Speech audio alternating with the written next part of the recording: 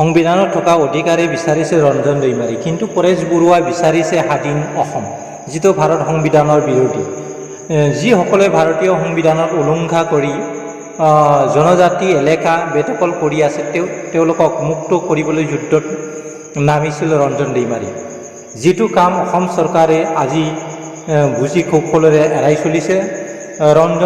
ৰঞ্জন সংগ্ৰামত যিদৰে অসম নিৰ্দোষী মানুহ মৰিছিল, ঠিক তেনেদৰে পৰেশ বৰুৱাৰ সংগ্ৰামতো অনেক নিৰ্দোষী মানুহ মৰিছিল। কিন্তু ৰঞ্জন দৈমাৰী অপৰাধৰ প্ৰতি যিদৰে অসম চৰকাৰে জাগ্ৰত সেইদৰে পৰেশ বৰুৱাৰ প্ৰতি অসম চৰকাৰ আৰু অসমীয়া পুলিচে জাগ্ৰত নহয়। ৰঞ্জন দৈমাৰী অপৰাধ প্ৰতি অসমৰ সাংবাদিকলৈ যিদৰে হাল্লা হুল্লা কৰি থাকে, সেইদৰে পৰেশ বৰুৱাৰ প্ৰতি অসম সাংবাদিকসকলে চকু মুদাৰ দৰে দেখিও নেদেখা আৰু জানিও নজনা ভাও ধৰে।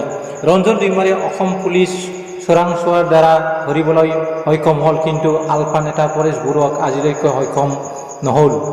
সেইবোৰ হাঁহিব লগা নাটক অসম জনসাধাৰণে অসম পৰ্দাৰ দেখি আছে, কিন্তু নিমাত এই স্বাৰ্থপূৰণ মনোভাৱে অসমখন টুকুৰা টুকুৰি কৰাত সহায় কৰি আছে। কিন্তু পাবেৰে পূৰ্ণ অসমীয়াসকলে নিজৰ ভৰিত নিজৰ কোটাৰেৰে কথা যোৱাটো অনুভৱ নাই।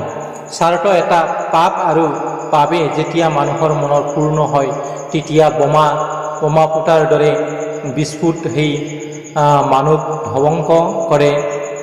ঠিক এইদৰে কিছুমান স্বাৰ্থপৰ অসমীয়াৰ পাপ কাৰ্যবোৰৰ দ্বাৰা অসমখন বিস্ফোট, এই অসম টুকুৰা টুকুৰি হ'ব ধৰিছে। হাই হাই অসমীয়া হাই, তোমালোকৰ হাতত পৰি আজি অসমখন ধ্বংস হ'ব ধৰিছে। অসম প্ৰেম নামত অসমীয়া ঘৃণা কৰিলে, একতাৰ নামত অসমখন ভাগ কৰিলে, প্ৰকৃতিক অসমীয়া চিনি নোপোৱাৰ কাৰণ, মূল অসমীয়াৰ মৰ্যাদা দিব নজনাৰ কাৰণে অসমখন ধৰি ৰাখিব নোৱাৰিলে।